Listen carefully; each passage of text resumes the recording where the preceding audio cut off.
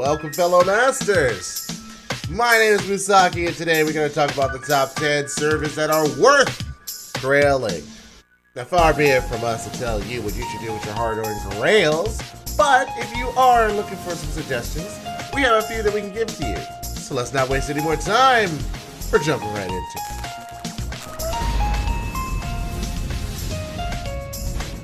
Quick disclaimer, this is with the idea of free to play.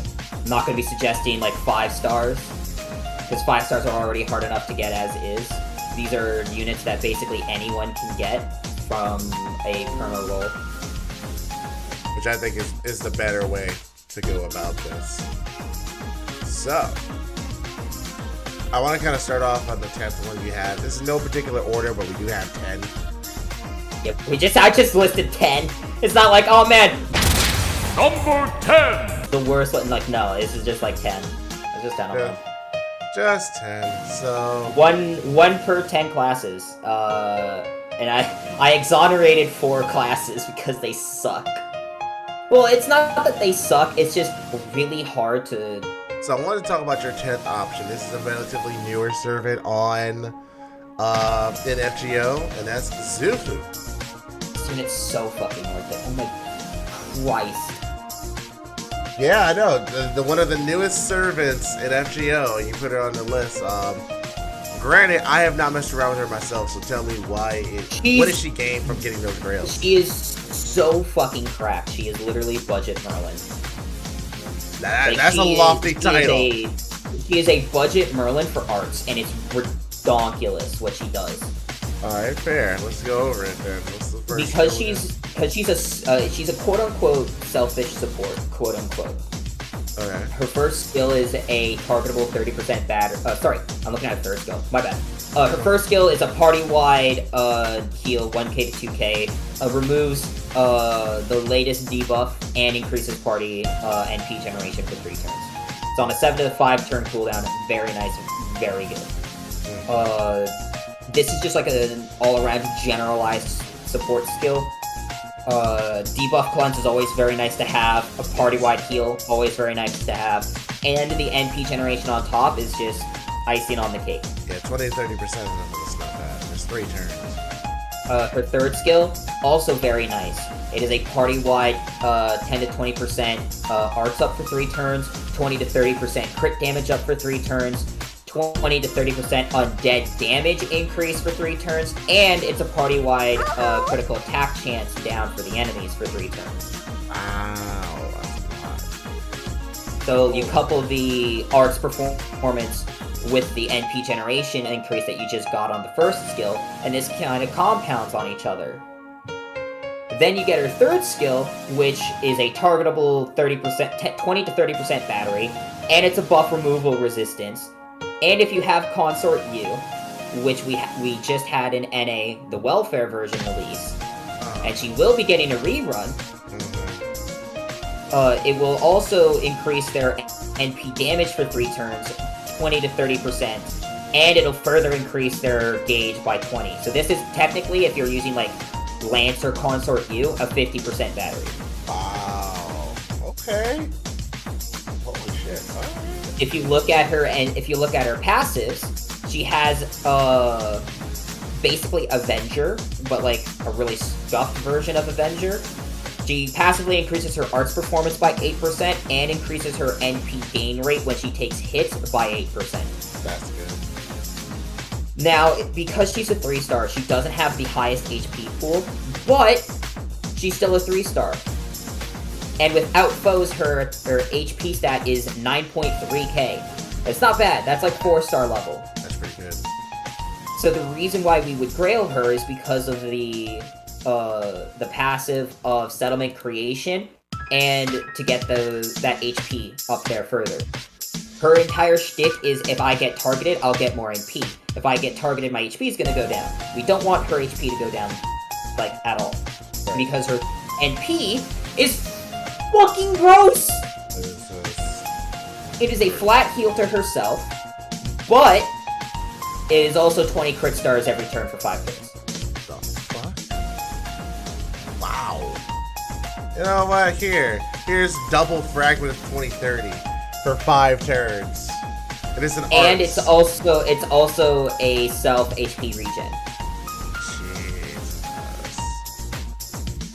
So just 20 stars, 1k HP every turn. Flat 20. Yeah, you just get a flat 20. So the idea of the grails on her being worth it is that you're increasing her HP stat, which will allow her to be on the field longer, which you'll be able to take more advantage of the NP, which you'll also be able to take advantage of those crit stars being on the field. Because she's a 3-star, and because her HP stat is so low, due to not having like upper 4-star, 5-star stats, putting in foes and putting in grails will allow her to be on the field more to take advantage of her skills and take advantage of her NP.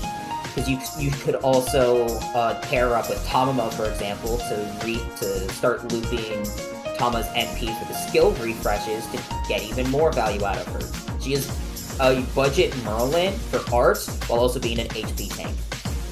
Alright, I love that. I like that a lot. Now I'm pretty happy I got her MP5. Because, yeah, now I'm getting 5,000 heal straight up, which is good. Alright, cool. I'm in agreement with that. Next on the list here that I see, I'm not surprised this is on there, but 2, I fucking agree with you. At least I think it's the number one, the next one here. I could be wrong. If you're going from bottom up, Is it Moon Cancer? if you're going from like bottom up or like you're just picking, all right. So you're looking at ruler, which is all right. Yeah. Is that number 9 or number 8? No, that's number 7. Oh, geez, I just skipped around. What's number 9? Number 9 is BB. Okay, cool. I mean, it makes sense to do BB. Which BB? BB's it's 4-star BB. Yeah, well, one that you can get. Because you can get this. BB. Because you can get her literally at any time due to main interlude.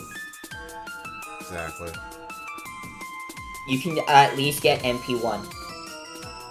That was actually fantastic. Those of you who don't know BB, I mean, she's a really good unit. Just for the fact that she's a Moon Cancer on her own, and until Summer BB got buffed as much as she did, honestly, I was just saying, you just want a Moon Cancer, just use BB. You'll be fine. Pretty good. First skill is, as we just talked about earlier, about cleansing debuffs. She removes one ally's debuff, also recovers their HP, and puts a debuff immunity on them. That's a 4-turn cooldown if you get it to 10, and 3,000 heals. So that's not for nothing. That could be a third of some people's Very health. good. It's very strong. Yeah, like it's such a low cooldown as well, so you can constantly keep this going. With the second skill, that one is also very good.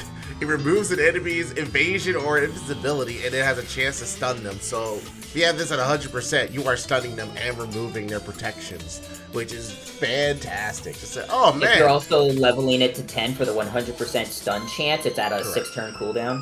Yeah, honestly, that's pretty good. It's pretty good. So honestly, we already have a 4-turn cooldown and a 6-turn cooldown, and regular BB got a buff on her 3rd skill. Which before, just to increase critical damage and crit absorption, which is still good, is giving her a way to do some damage. But now, what it does, it also increases Art's performance 20 to 30%, and then gives her an on-attack buff for 3 turns, which charges MP gauge by 10% when attacking with extra cards. Which, due to the fact that we now had an update to the game system in JP recently, which introduced the Mighty Chain, can make extra attacks hit even harder. It's insane. So this is actually even more reasons, and this is a 5-turn cooldown. So you have a 4-turn, a 5-turn, and a 6-turn. Like your uptime on your skills is gonna be fantastic. Especially if you pair her with units that lower skill cooldowns. Like Tamamo. Like Tamamo, you have Edison. Tamamo you technically can get from a free 5-star ticket coming up soon as well, next anniversary. And for new players as well, Tamamo is very free-to-play friendly, because once you beat Fuyuki later on in the future, there is a update that they will do where new players can pick a 5-star from any of the story-locked and perma 5-star units. So you can pick up Tamamo, and you can get an NP1 BB from main interlude. And that'll be good.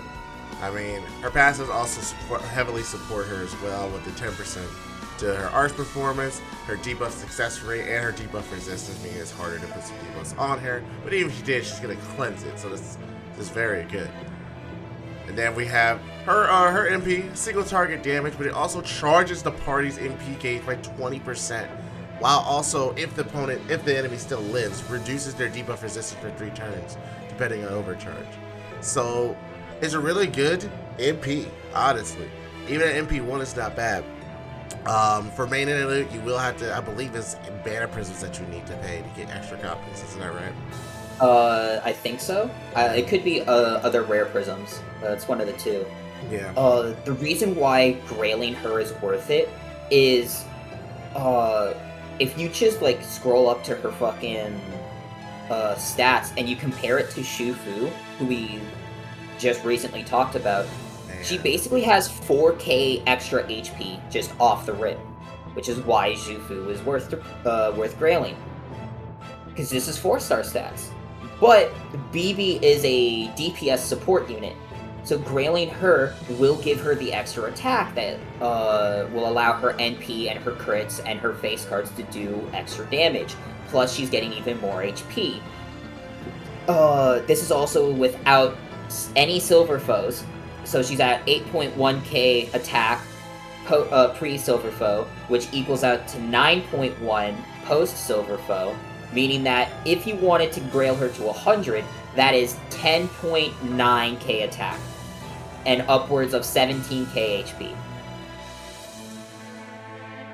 That's insane. Like that, she's gonna stick around for a while for that. And like I said, she's a free unit that you can do that. She's in a minion at any time. Like, so just definitely is worth it if you have the extra grails if you're not sure where to go. Next up on the list. Let me go up here. We already had Alter Ego, already did Moon Cancer. We're going to Avenger, my friend. Oh, Avenger. We're going to talk about one that I was very surprised to see how good they were. They are a lot better than I thought they were going to be, and that is Mysterious Ranmaru X. Now, for the NA only players, you may not know who this person is, unless you just happen to know Japanese history. But Ranmaru actually shows up in the 6 Guda. And she is a welfare arts-based Avenger that actually works very well for looping. Does that sound familiar to you guys? Doesn't that sound like two other Avengers actually that are limited units that people love to use in arts teams? Yeah, she's pretty good and she's free. Tristan. I haven't used her myself just yet, just because I didn't finish that event when it came out in JP. What are the skills like you? They're very nice. Much like BB, her first skill at max level is a 4-turn cooldown, and it's targetable. It is a targetable Eternal Arms Mastery and 50% crit damage up, and a debuff cleanse. Man. She just looks at somebody and goes, my name is Ranmaru Mori, do damage. Humble thyself. Yeah, humble thyself, cleanse thy debuffs, and then crit big number. Like, it is a very good skill, especially considering that if she uses it on herself, but she's an Avenger. She's got 6 passives, brother! As a free unit. Look at that. Avenger C, another correction. Ranmarium, which is her own unique version of the skill. She charges own MP gauge 3% per turn and arch performance. And it exists outside the domain D. So it's another unit that's not a foreigner that has that. Probably because of the mysterious part. Because she's from the Servant verse. Yup. Affection of the Demon King X, which gives her burn debuff immunity. That's not for nothing. Some servers actually stack stuff like that. Debuff resistance. So she has 19 debuff resistance. Just naturally combined. She's got a lot of stuff. Her second skill is an AoE 40% base charm, while also being an AoE 3-turn defense down, and it's a flat 10 crit star bomb. 6-turn cooldown at max level. Not bad. Even if Not you just bad at want all. to use it for the 2 of the 3 of the effects, like even if the charm fails, you still reduce the enemy's defense, and you're gaining crit stars.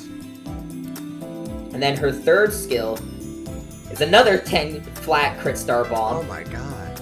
and it's a 10 to 20% battery, and it's a 3-turn 30% arts performance up. Man, that's good actually. So many stars. It's like off rip 20 stars between 2 skills. Plus, And remember, her first skill was that Eternal Arms Mastery 50% crit damage up. so she's gonna get those stars and also the decrease to damage. If you level up to 10, it's 50% damage. That's a lot. She literally she can drop 20 stars and then choose who those stars go to. That's so good. Like, all right, cool. So here, I don't need them. You could use them. Here, have these 20 stars real fast. I also So made this the is- opponents weaker. Yeah, I also made the opponents weaker. This is just her base skills, by the way. Her NP is an AoE NP. Ignores defense off rip, and increases her star generation before activation. That's actually important. Wow. And So- because she hits 4 times, and she has an NP charge rate of 0.45 with a 9.8 attack stat, as an Avenger, which has a 1.1 modifier, which technically makes that 9.8 upwards of like 10.2, she can loop like Spishtar. She is a free-to-play arts looper. Jesus. That's so good. And again, this is a welfare unit. She is one of those welfares. She is in the same category as Chloe, as Ryder Kentoki, as Ryogi Shiki. She is in that category of welfare. It's like, whoa, you get this unit. You need to. There's a unit that you just, man, I didn't get Spishtar, or I didn't get Avenger Kama. I wish I could arch loop like them. Oh, here you go, Ranmaru X. Hey. So her grails are very worth it because Avengers have notoriously not great HP stats. No. No, they don't. So you want her to be on the field, because even if you aren't looping with her, her base skills are very good. Just flat out. We have very good art support with her, like, oh, I don't know, maybe the Jufu we mentioned earlier with her ability to generate 20 crit stars a turn? And maybe the party-wide arts up and crit damage up that she applies? We have free-to-play versions of supports that can help out Ranmaru, but she's going to need the HP stat in order to survive, so the grails are worth it in terms of that. Without Silver Foes, she has a base HP stat of 10.2k and a base attack stat of 9.8k. With Foes, that is 10.8k attack and 11.2k HP. With Grails, you're getting more value with her face cards, her HP stat allowing her to be on the field longer, allowing her to get those crits off, those face card damage numbers off, and if you are looping with her, the higher the attack stat, the more consistent the looping is, due to the multiplicative stacking of arts ups, NP generation increase, and attack ups that you will most likely be using if you're in the business of arts looping. That is correct. That is correct. Also, her 4th Ascension art is phenomenal. Oh my god. Oh my god, that's great. Holy shit. That's like an album cover. Alright. I see. I see. Let's talk about the next one. Ranmaru's great. Now, someone actually said this character early on, and unironically, I wanted to call them out. Because yes, Chaldea 100% deserves some grails. Like, and this, now most people who are fans of the streams come down to the streams or join the Discord, which if you haven't joined the Discord, by the way, please go ahead and do that. The links are down in the description. Know that Tristan loves Luvia / Chaldea. Luvia is literally his #1 waifu. Ojo-sama's #1 waifu. Chloe. I'm sorry, Anita, DG the League, working currently. So, would I tell you that unironically, giving grails to Chaldea is more than worth it? She really is. But just going over the fact that, one, being a ruler means that not many people are going to be able to do damage to her normally. She's going to have that class advantage, and she's dealing, not class advantage, she's dealing neutral damage to everybody. So, okay, you might think that's not that great. Let's get into her skills, though. First skill is a targetable increase of their attack and their defense for 3 turns, and also increases their MP generation as well for 3 turns. All 10 to 20% with a 5-turn cooldown. Meaning, like, if you max it out to 10. Meaning, if you have nothing else to do, you play this, you're good for 3 turns, and you only have 2 turns of downtime. Leading into that second skill, for that 1-turn burst, you have increased arts performance for a turn, 20 to 30%. I get it. But listen, you also get up to 30 crit stars. This is a 10 to 30 crit bomb on a 5-turn cooldown. Again, fan-tucking-fastic. Now, what's the third skill to wrap this all up? Third skill does have a demerit. You gotta have 5 crit stars or more. But hey, your second skill literally at least gives you 10, so you're always good.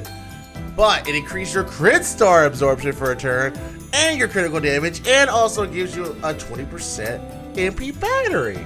Wow, you are about to beat the shit out of everyone, especially because she already has a star absorption of 100, and she has decent star generation in my opinion, not that bad.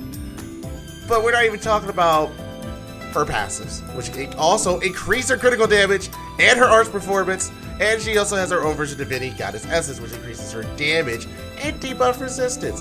Not for nothing, that's 22%, but just that extra damage. You're starting to see how these numbers are adding up. She's becoming a threat. And now, Noble Phantasm, which by the way, in JP they buff. They didn't need to buff it. They didn't need to buff her at all. They didn't need to. But they did. So before, it was single target damage, which gains 20 crit stars. Remember, you also get 30 crit stars from another skill. And then you also deal extra damage to evil aligned enemies. But now, you also ignore invincibility before damage that activates first. It also increases the damage that you do. Fantastic. Like, there is no way. Like, Estrella gets on the field, she points at someone, if she has an MP, you're dead. It's over. If you somehow live through that, she's gonna face card you to death. Yes, her hands are rated E for everyone. Legitimately. And that's not even getting to the fact that when you got in Grails, it just makes her even better. Like Tristan can tell you, Tristan has Estrella fully leveled. I'm not sure if she's grailed if I remember correctly. She is grailed to 100, 10, 10, 10, golden code. Look at that. So Tristan, why don't you tell me more on the statistical side of why would you would grail her? I'm not joking. There is a Google Doc out there with an Excel spreadsheet of every single NP in the entire game. They have ranked just the base damage of every NP from NP levels 1 to 5. Strengthenings are included as well as special damage modifiers. Even without all of the stats that a 5-star has, Estrella comes in the top 15 of all 350 servants in the game. She is that strong. She is the only 4-star in the top 30. Yeah.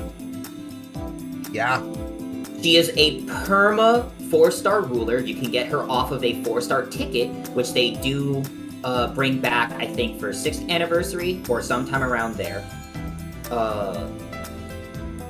So she is a unit that you can pick up. With Grails, you get more value out of her attack stat and her HP stat. An HP stat on a ruler is just flat value. Because she's already taking reduced damage due to her ruler status, more HP is just a flat buffer. Increase. Yeah, it's just a buffer, honestly. It is just an incline of value that you are getting, while her attack stat is a value over a longer period of time. Due to her first skill being more on the selective supportive side than just straight selfish, she can decide if she wants to give to somebody else or not. She does have a little bit of utility with supporting due to the fact that her third skill is just a flat 30 crit bomb. you can use her as a, I'm gonna buff this person, then drop 30 stars, and then plug suit myself out of here for another support. Very versatile. However, fun fact, even without Castoria, with like a single Waver and a Tamamo, people were already looping with her. Now that we have a Castoria, and Tamamo, and Shufu, and Nero Bride, she is a single target that can, by herself, refund up to 50%. With any buffs, she can loop that shit. And you have a combo where on your first turn, you NP, you get 20 stars for the next turn, which you can then drop your second skill to get 50 stars and a further arts increase, and you just have damage for days. The amount of value that you can get out of Estrella, due to the fact that she is a 4-star, she has rather easy to get mats, and her NP will always hit because of the invuln pierce. She is incredibly worth it to Grail. I will say as well, I know early on, at least for me, I don't necessarily like at least recommending people level up rulers in the beginning, but that was before they added the tutorial missions. Because Lasengo and the folks at Aniplex actually added tutorial missions that any player can do, where you can just get monuments, class gems, statues of all rarities. So just by playing the game, you can get these materials, making it way easier to level up rulers. And honestly, it kind of changes my opinion on the fact that rulers are not very new player friendly. They're, with this tutorial missions added, they are now, because you just have them. They just give them to you. So it's very good. Plus, even if you don't, pure prisms exist. You can now just grab the ones you need and you're good. But you get pure prisms by completing the story. You play the game, they reward you. That's how it should be. Man, Stray is so good. I need to actually put the grails into her if I have any extra. Alright. Very much like my Estrella. I use her for everything. Dude, once you told me like how you use her, I was like, okay, I can hop on this train. I can hop on. This is actually... She's a crit damage monster. She can loop her NP, and the looping of the MP stacks more crit stars just in case, oh man, unit didn't die. Well, I have a Brave Chain set up with, like crit stars from the previous turn, so Man, oh yeah, Goodbye. On top of that, Nikki brought it up too. Now, with NJP, they just announced, you level up your servants, you get pure prisms. So literally, by playing the game, leveling up your servants, you get rewarded. Watch, the next thing is gonna be if you level up your skills. They'll be like, all right, cool. So we'll give you your choice of, we'll give you more pure prisms if you have these. yeah, if you have them. You level them up to 6, you get this many. You level them up to 10, you get this many. Or you get a crystallized lore at the end of it. Bruh. Alright, well let's talk about the next number, number 6. Again, not in any particular order, but it just makes it easier for classifications. It's your boy. The year that he was released, he was one of the top grailed units in the game in JP. That's Okada Izo, who's currently limited right now. But that's gonna change. Lasengo was talking about making him permanent. So that is going to happen sometime. We're not sure when. You can also tell that he's a favorite because this man has 2 costumes. He has 2 costumes. And there's not many servants. Like Nero has 3, I think. So you're getting close to Nero territory at that point. But yes, Okada Izo. I've talked about him for years. And I've used him and I enjoy him very much. Like, notoriously, his skills have super low cooldowns and are very potent. Skill number 1 is increasing damage against humanoid enemies for 1 turn. It also increases his crit damage 20-30% for a turn. He has a 5-turn cooldown, but humanoid enemies, that is every single servant just about, with maybe 1 or 2 exceptions. That is a large field. So that's essentially saying I'm going to increase my damage 50 to 100% against everyone. Almost a mini Enema Unleashed thing. It's pretty damn good. While granted, it's not going to work against like super monstrous enemies, but against a lot of the threats that count, they have the humanoid trait. So, pretty crazy. The second skill is Item Mind False, which gives him evasion for a turn, increasing crit damage. Not bad. If he did get a buff, I think this would be one of the skills they buff, just so they can even out this crit damage here. Third skill. Increases its own star absorption for a turn on a 3-turn cooldown max. 300 to 500%. He can eat up them stars. Him being an assassin also means he is going to absorb more stars anyway. Or at least generate quite a bit. So now it's like, hey, I want the attention. Really funny, because since we're going to be moving on to his NP, doing an NP quick, or even NP arts, due to what his NP self buffs as, oh my lord, he can generate so many stars. Exactly. We're gonna tell you why, because guess what? They buffed this boy's Noble Phantasm. So before, increases own critical star generation for 3 turns, which activates first, based on overcharge, 100% base, and it deals damage to one enemy. They freaking update this to increase the damage, but also deal extra damage to man attributed enemies. Wow, okay. They just made that MP way stronger than it needed to be. But now, especially because he's a 3-star, I know he's limited, so it'll be a little tougher to get extra copies, but the higher you get him to that level 5, he's gonna be doing a crap load of damage and a crap load of stars. I wanted to recommend Mori Nagayoshi on this list, but due to the fact that there's no talks about him being added perma, and he doesn't have very many rate ups, it's very hard to suggest saying that he's worth it, especially from a free-to-play standpoint. Izo constantly has rate ups, and considering that they are in talks of making him perma, it kind of swayed my decision on here. The reason why grailing him is worth it, though, is without foes, his base attack stat is 6.8. With grails, still without foes, he gets basically 3k attack. Then you added no silver foes. He gets a 50% attack stat increase, basically, without foes and just grails. With foes, that is basically a 75% increase in value just on his attack stat. And considering that he is meant to be a burst DPS unit, that is massive. That is an insane amount of value. And he's a 3-star. So putting in 2 grails into this guy will essentially give him upwards of 1,000 to 1,200 attack.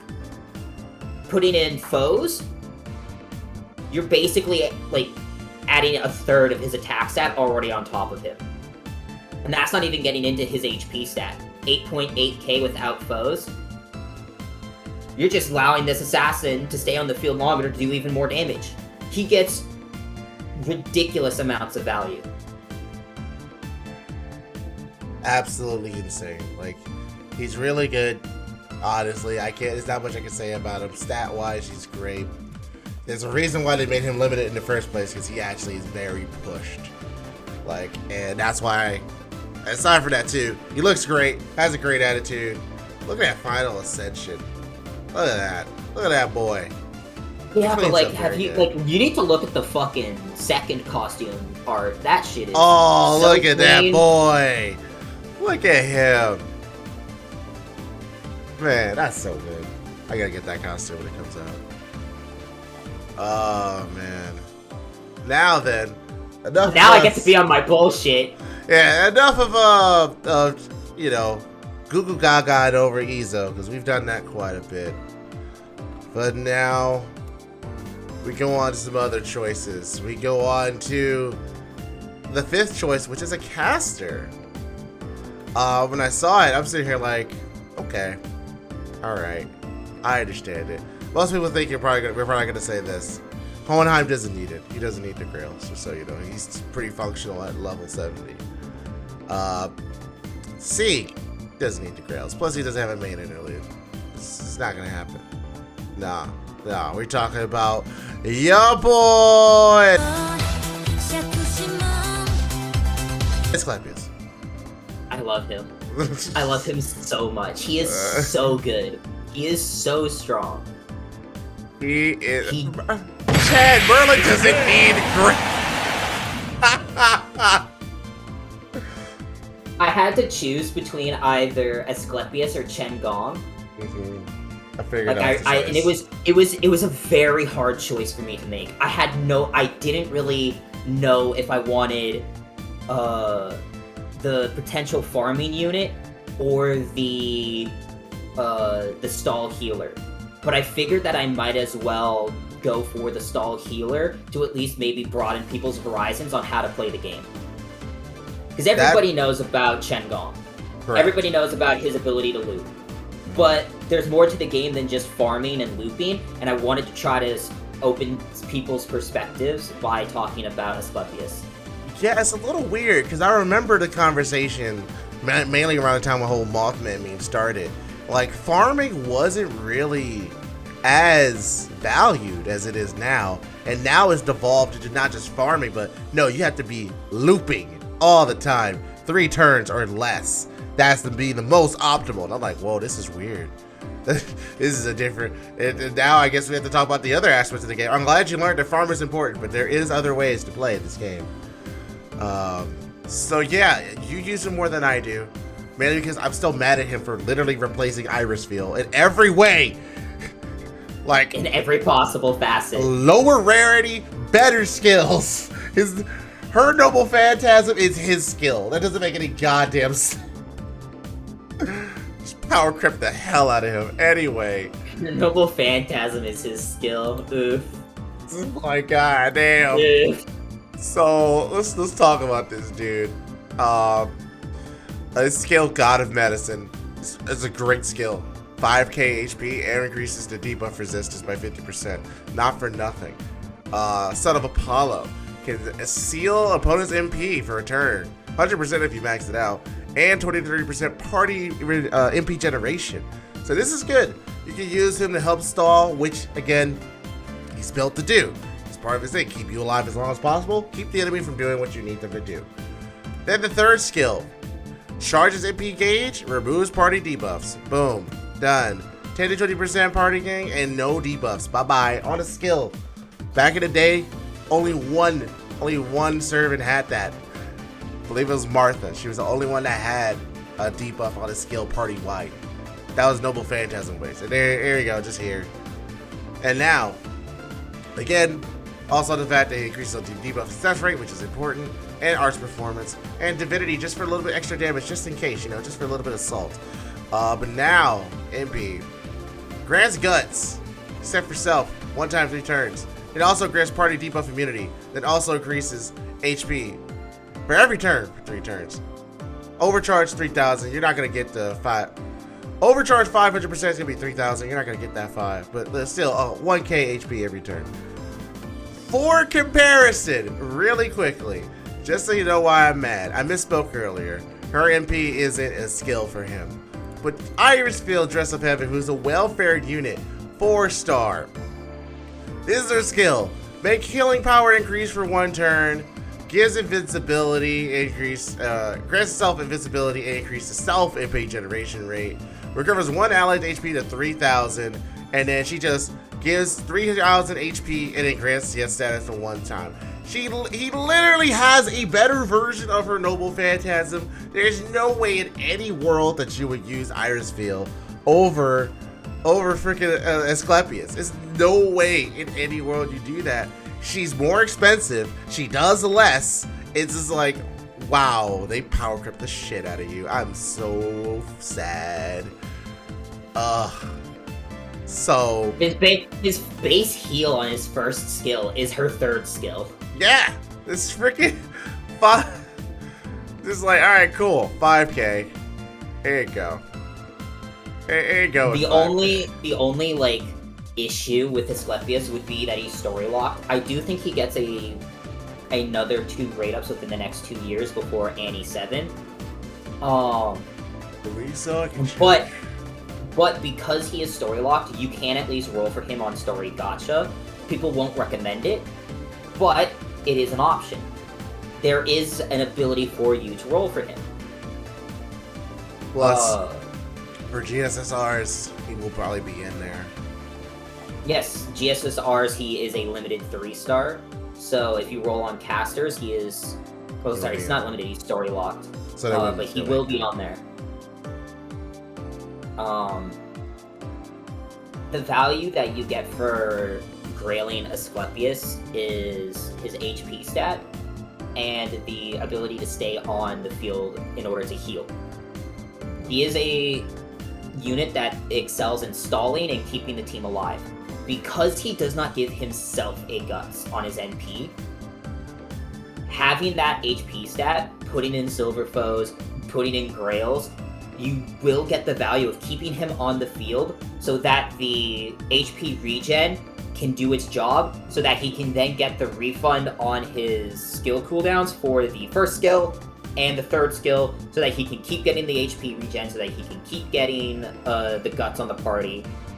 Pairing him up with other, class banners too are another opportunity. Right. Pairing him up with, again, Shufu from earlier. Pairing him up with, support Tamamo. And all of a sudden, you have 3 units, 9 arts cards available. You have 20 crit stars being generated every turn. You have a party-wide guts, basically. You have a skill refresh. You have party-wide arts up and crit damage up. And you have HP regen on everybody. I wanted to at least open people's opinions to a different way to play the game with Asclepius. I believe he is incredibly worth grailing. You don't have to grail him to 90. 2 grails in him would be fine. That'll raise his HP stat up to at least 11k. Putting in silver foes will bring it up to 12k. That should be 2k extra HP, and that's very good. His NP charge rate is 0.81, very good. He has 3 arts cards. His attack stat, while a little middling, yes, he is not meant to be doing damage, he is meant to be supporting. Thus, the value you are getting is him staying on the field to support you and keep you alive. He wants to test on Gorgon. I won't allow him. Well, too bad he's gonna do it anyway. The next one's obvious, I feel. Yeah, no, I agree number with 4 you. is hella obvious. Now we're going to number 4. We're gonna go to my girl, one of my favorite, and the very first writer I ever got in this game. We're talking about Ushiwa Kamaru. Yeah, FGO original writer, by the way, and she is very good. Holla at your girl. Can't wait for her costume. So happy she got one. Now, why? Aside from the fact that you give her head pats, just Ushiwaka on this list, I'm gonna tell you, she is very solid. For being a year 1 unit, she is built different. It's insane. So first of all, first skill before was increasing party generation 10 to 20% on a 5-turn cooldown, which isn't bad. Then they decided to buff her, and now she increases her own quick performance for 3 turns, 10 to 20%. So not only is she helping out the party, she's helping out herself now, which is great. It's good. Self-care is important, guys. Self-love is important. Second skill, her Charisma C. She was increasing party's attack for 3 turns, 8.5% to 17% on a 5-turn cooldown. First of all, cooldown's great. Percentage is a little off, which is why they decided to upgrade it to 6 Secret Arts of War, Thunder, and Gale, which now increases the party's attack by 10 to 20%, increases own critical damage for 3 turns, and also 10 to 20 crit stars. So it literally a 20 crit bomb on a charisma, 5 turns. So good. She did age like a fine wine. Wow, have her on a dinner date. Third skill, which back in the day, it was a privilege to have a third skill. So she had to get hers unlocked after her strengthening. It was actually pretty good. It's a self-evade for a turn and increase her own critical star generation rate for a turn. So she's gonna be creating way more stars now. And you already know with Riders, some of the highest star absorption in the game, only tied with Archers. So she is going to be generating those stars and she's going to be eating them up immediately. Very basic passive skills, but still good. Increasing quick performance, which she's mostly a quick unit. And she has a quick Noble Phantasm. Now let's talk about that Noble Phantasm, since I did say it's quick. Before, deal 1 damage to an enemy and increase all critical star generation rate for 3 turns. Let me tell you what, back in the day, Ushi Wakamaru did some of the top single target damage in this game forever. She beat some 4 stars back in the day with how much damage that she does. And let me tell you what, they buffed that shit. Increased even more damage. It's absurd how strong she is. And then Scotty's around to support her. Granted, Scotty's more for farming, but still support's a support. Hopefully, Proto Grailing will be a quick support. Be funny if this video comes out after they show Proto Grailing is a quick support.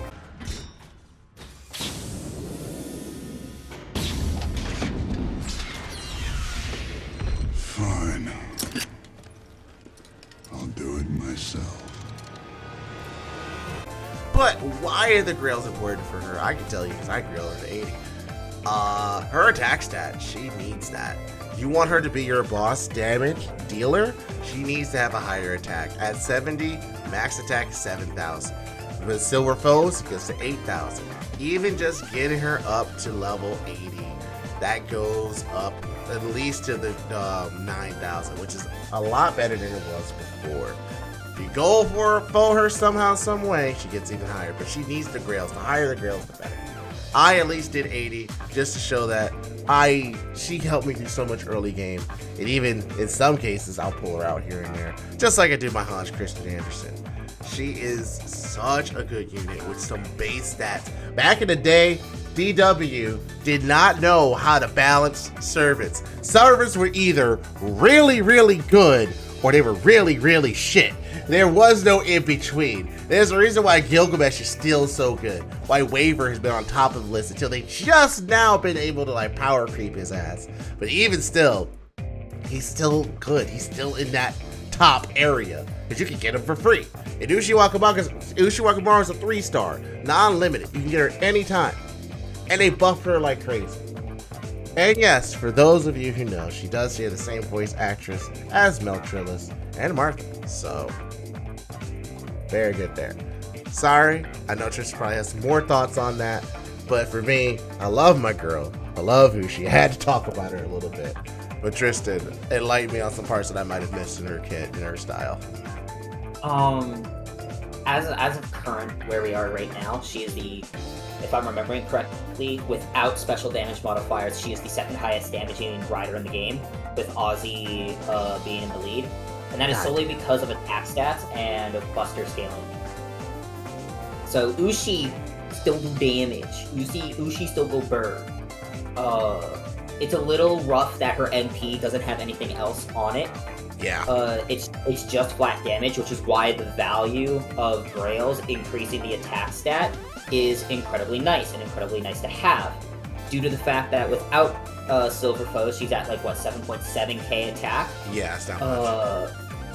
Putting in Grails putting in at least 2 Grails should get that up by 1,000. Putting in another set of Silver Foes should bring her up to about 9k attack.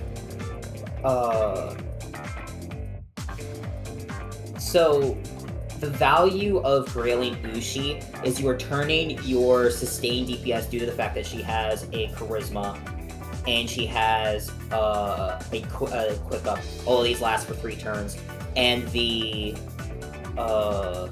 supports that we have in the game, like utility supports of Nero Bride, Reigns, Waver, having a Scotty around, throw her in with Hans, throw her in with even Shufu for Lord's sake. Because just because she offers an arts up doesn't mean that she won't appreciate it. She's a double quick, double arts face card servant. Those arts cards will get used, the crit damage will get used, and those 20 crit stars will be appreciated. Ushi get Grails will give you a value within longer fights. hypothetically speaking, fighting Demeter within Olympus, having grails on your Uji will allow her to perhaps survive some attacks that otherwise she would have died to. Indeed. Ushiwaka deserves all the head pats. And literally, if you're gonna grill any rider, that's the rider you're gonna grill. Now, I get to moving be on. on my bullshit again. Yes, you do. Because we gotta talk about Lancers. What Lancer do you think? Oh man, clearly, you know we're gonna talk about Ku. What about Hector? Hector, should you use him? No way. No way, Jose. Oh, we talk about Taiga? No. Inshun? Because you know, the whole debate between who's better, Ku or Inshun? Maybe get. No, I already passed him, dude. We're talking about Leonidas.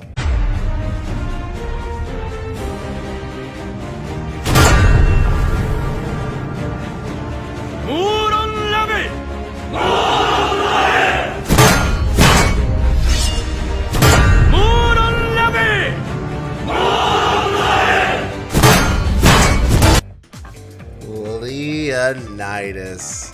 2-star bronze Lancer. I'm gonna let you go off on this one, friend. So this is much like when I was talking about Asclepius. I was choosing between either Leonidas and Gareth. Gareth with Grails turns into a phenomenal sustained DPS tank. She puts in so much work, and I had to choose between either pushing Gareth as the unit that is really strong and just gets more value with Grails, or promote a gameplay style that not a lot of people know about with Leo. And I decided to go with that. Leo got a buff recently to his second skill, which ties into his first skill. As a bronze unit, he does not have what you would think to be great stats, but he has 3-star stats as a bronze unit. Very nice. His stats kind of comparable to Ushi's, which is insane. It's like 500 also in the attack. Which is stupid. His NP charge rate on attack and defense are higher than average. On attack, it's 1.07. On defense, it's 4%. Normally, units have a 3% NP charge rate on defense.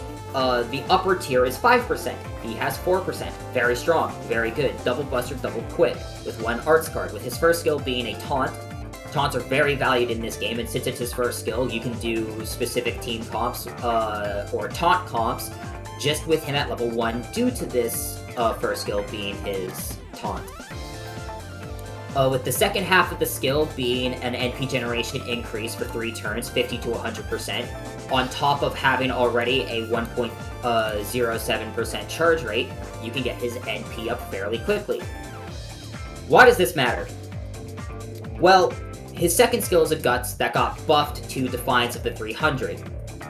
It made it so that his Guts can be stackable with other Guts now, and whenever a Guts procs, it increases the party's attack by 20% for 3 turns.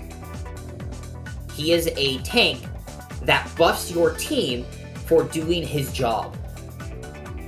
So if you pair him with Asclepius, or you pair him with Irisville, or you pair him with Medea Lily. If you pair him with Quetzalcoatl, you pair him with Nero Caster, anything that has a Guts, or you can give him Necromancy. For me. If a Guts procs on him while this buff is active, he will buff the party for 3 turns by 20%. Very strong. Since he's already got that taunt on his first skill, he's going to take that damage. And since his Guts at max level heals him for 5k, he is going to stay alive. 5k is His third skill is a party-wide Buster Up for 3 turns. 15 to 25%. That's not bad. For a party-wide skill as a bronze unit, that's not bad. Scales very nicely with the multiplicative nature of an attack up and a buster up. That equals out to about 41% buster up, based off multiplicative. So, he's a very, very nice tank support for buster units and for rate units just in a general sense. His NP is another taunt while also being a defense up, and it's a flat star bomb depending on his level. Considering that he is a bronze unit, getting him to NP5 isn't the most difficult thing in the world. So at NP5, he is dropping 25 crit stars every time it procs, as well as giving himself a 30 to 50% defense up based on overcharge. So putting grails into him makes his HP stat higher, makes his attack stat higher to take advantage of any stars that he can use with the attack up and the buster up, and it allows for you to really take advantage of some unique gameplay mechanics like tank comps, taunt comps, play around with gut stacking for further attack buffs on your teammates. Very, very nice, and I wanted to promote that with Leonidas. I say that's good. Honestly, it's been so long since tanks has been in the forefront, since they totally removed Mosh as their face tank. Literally one of the best tanks in the game. You got it for free. They decided to gut her. Very disappointed they decided to do that. Look, thankfully you can go back and do that. But Leonidas is so good and so easy to get. With very little investment, he's going to be a very good star in your comps. And plus, if you still want to use him for soloing, you can just get another copy and use that at your solo. There you go. But now, we're gonna move on to number 2, which is Archers. This was also a really rough one. This one was hard for me, and I'm gonna say right off rip, the only if it wasn't for this pick, honestly, I'd be picking a Rosh, in my opinion. There's a Rosh, it's just good. I just like using him. Grails doesn't change the fact that his MP is absolutely destructive. But no, we did not pick a Rosh. We didn't pick Billy the Kid. We didn't pick Robin Hood Uriel. We didn't pick Kid Gill. Definitely not Jawara Toro. Definitely not Chloe. She doesn't need it. Ishtar, what are you doing? Helena, nothing can save her. Nothing, not even Grails can save her ass. William Tell, that was another one. Honestly, William Tell would be very fantastic. No, we chose Paris. Paris, I'm not gonna lie. Paris, I underestimated. 100% underestimated Paris. And I saw other people use Paris, and I'm like, okay, I think I get it. I think I finally understand Paris is good. And once again promotes the fact that Archers has some of the most consistently good servants in this game. They shouldn't. By Fate lore, Saber is supposed to be the strongest class. Archer has the most consistently good servants I've ever seen. They're all just good. You're still on Leonidas, by the way, on this stream. No. No.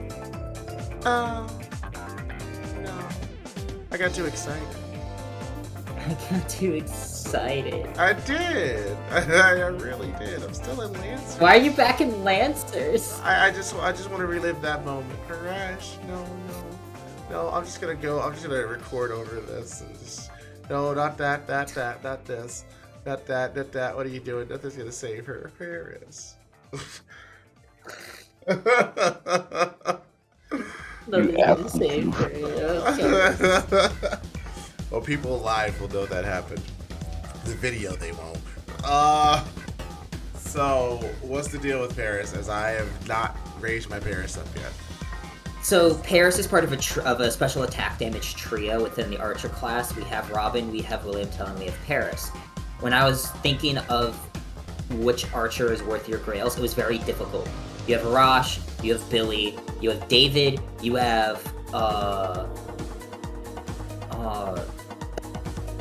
Robin, you have William Tell, and you have Paris. So I had to narrow it down to who will help you the most, and it is, in my opinion, Paris. William Tell has phenomenal face cards with his skills, but his niche is anti-evade. That doesn't come up too often, so you can't really take advantage of that. Robin Hood, he is very strong, but he doesn't have anything outside of his NP. Once you do that, it's kind of over. Whereas Paris has a lot going for him. In terms of skill cooldown counts and survivability. All of his skills last for 1 turn, a little rough, but all of his skills at max level are on a 5-turn cooldown. Very savable, very nice. Double arts, double quick with a quick NP. He has independent action EX, which increases his crit damage by 12%. His attack stat at level 65 without grails and without foes is 6.5k. With foes at 7.5k, and with like 1 grail up to 70, that you're looking at about maybe 7.8, 6.8 if you put 2 grails into him. By the way. Higher than Ushi. Absurd. If you put like 2 grails into him, he's already got a lot going for him. He has on his first skill, on demand, a buff removal. If he removes a buff from an enemy, he will inflict vital spot identified for 3 turns to them. This is his special damage modifier. His second skill is a 20 to 40% attack up for 1 turn, and a 10 to 20% defense up for 3 turns, as well as a 50% debuff resistance for 3 turns. His third skill is a 10 to 20% battery and a 1 to 2k HP heal. Again, all of these skills are on a 5-turn cooldown at max level. Why does all of this matter? Because his NP hits like a fucking truck. Considering that we have Scotty, and we have Nero Bride, and we have Shufu, and we have Tamamo, we have Merlin.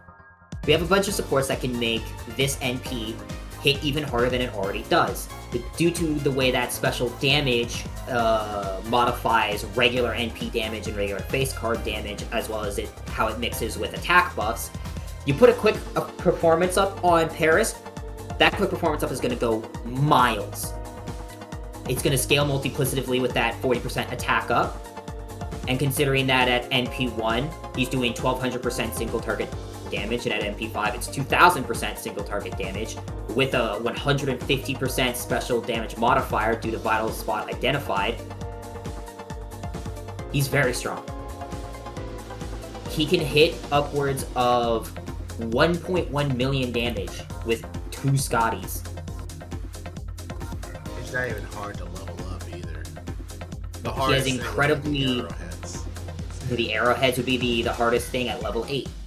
But because he is a 2-star, he has relatively low material counts, 3 and 6 respectively for all of the gems, 3 and 6 for the Yggdrasil seeds, and 6 and 12 for the stingers. You put grails into him, you're going to be putting an HP stat on him because he is very squishy, small child. And again, he is your burst damage. You want him to be alive to do that burst damage. And putting grails into him will allow his attack stat to take better advantage of that attack up and that quick up. And whatever buffs you put on him to make that damage, do damage.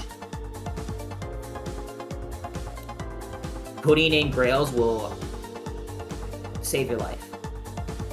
Grails save lives, PSA. The more you know. They do. They do save your lives. And we're soon, very, very soon, we'll be able to get more. Especially with, like, the new thing, like the grail fronts that are coming. But that's going to be for another time. For now, we're going to get to the last one. This is Saber. Chat, I want you to tell me right now, chat, I want you to tell me, who is the most worth it Saber to give your grails? Go! I love our community so much. I love this. I have fucking Wolfie, get out! Stockholmed them. I have Stockholmed them. I have done it, Moo. See, you were really using those power tools all along. Now everyone's saying Roma, Saber Beam, Dion, Saberlin. Is it Caesar? Alright, I'm gonna head pat you. Robasa / Hokusai. I can see Hokusai real talk. Yeah, Hokusai would be a pretty good choice. But it's not. But no, We're talking to the person next to Hokusai. That's right, we're talking about a stealth. No, we're talking about Jason. Yeah, man, the hero scout himself, Jason. If you have watched our streams over on Twitch, we have actually done some testing with good old Jason. Because yes, I believe trust is a good word on Jason being able to loop, but I tried it and I'm like, okay, I can see where we're getting to here. Chat got involved and all that. It was great. It was a great experiment. You should come to twitch.tv/Chaldea_gurus to check us out. But, like, literally, so good. Now, not even up front. First skill, don't worry about it. Second skill, good, don't worry about it. Third skill is what you want to do. Increase that third skill. Not only does it increase the attack for the whole party for 10 to 20%, but if they just happen to be Argo related, they get a shitload of buffs. So, like, there is some side benefits to leveling up that skill. You can level up these other ones, because I'm a bit 4-turn cooldown to remove a debuff and then also recover 2000 HP isn't bad for a 1-star, mind you. It's a 1-star. Sorry, no, yeah, 1-star. Apologies. My head, I see silver because I leveled him up to 70. Forgot he was a 1-star. And in second, this evade here, that's targetable, by the way. That's a targetable evade. One attack in 1 turn. Also can increase their crystal absorption, and yeah, it's gonna reduce their defense by 20% for a turn. That's a demerit, but like, it's a targetable evade. That's pretty good, honestly.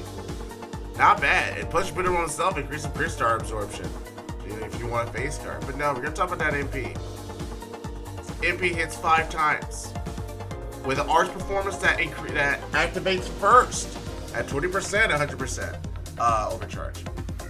It just deals attack to all enemies. 5 hits, good hits. Combine that with his stats. And the fact that it's Saber stats. So, easy reason why you want to grail Jason. His attack stat for being a 1-star is poo-poo garbage. But for a 1-star is at 5k. You know, that's going to jump up a lot just with 1 grail. It's going to jump him up to 70. That's 10 levels. Immediately 10 levels. And that's before foes. Putting in some silver foes puts in an extra 1,000 damage. Which, if you do the HP, it's going to keep him around longer so we can keep looping. And even if you don't have the infamous Castoria support, there's still a ton of our support out there. Like, it's there. You can do it. You need the grail so you can increase his attack damage. That way you'll be able to loop more effectively. Just 1 will help. If you do 2 or 3 to get him to 80, it's gonna be singing for you. Like, legitimately. He's a double arch, double buster quick unit. So he benefits from those arcs. And remember, kids, Muramasa isn't the best AoE arch looping Saber. I will say, and the reason why we have this whole debate anyway, Jason you can just get for free. It's literally the Muramasa that you can get from home, and you won't go into debt trying to get him.